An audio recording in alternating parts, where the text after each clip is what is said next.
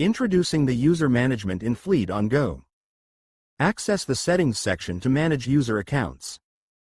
Initiate the new user creation process. Enter the name and date of birth. Fill in the address, city, and you can add email ID or phone number.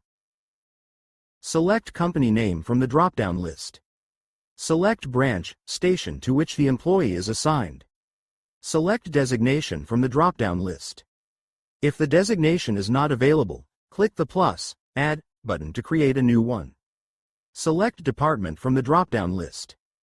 If the department is not available, click the plus, Add button to create a new one. Select supervisor from the list. Enter date of joining. Enter start date of current designation. Save the newly created user, making them available for immediate collaboration. Click here to expand the section to search. After entering the username or any relevant field, click on View Existing User to check if the user already exists. Make necessary adjustments to user details if any errors were found.